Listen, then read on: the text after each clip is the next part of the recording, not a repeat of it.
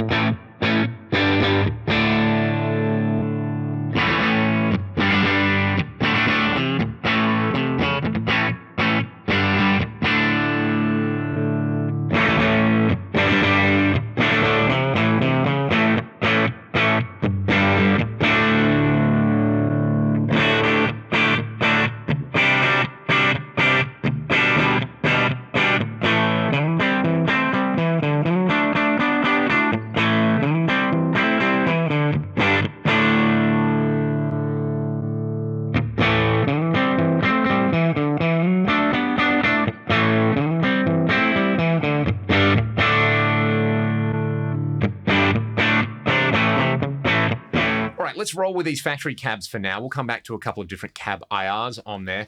Really simple amp to dial in, kind of like the existing Supremo Trem amp model on here. Normally with the Supremo Trem, I just crank the gain all the way up. And this tone control, basically the more you turn it up, the less bright it is. And on the new Supro model, the more you turn the tone control up, the more bright it is. So I'm actually just going to dime the gain on here and we'll start with the tone all the way down. I'll turn it up until I get the amount of sizzle that I like.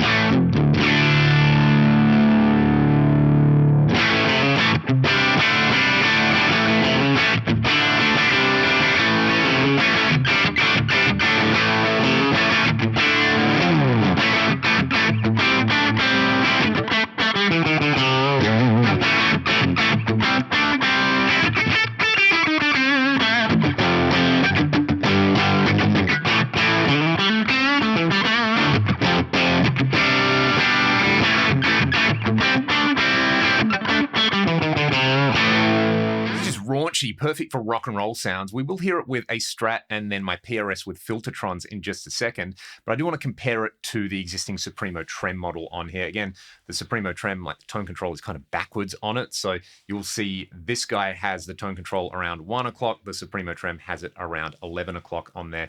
I'll just crank the snot out of the gain on there and we get this.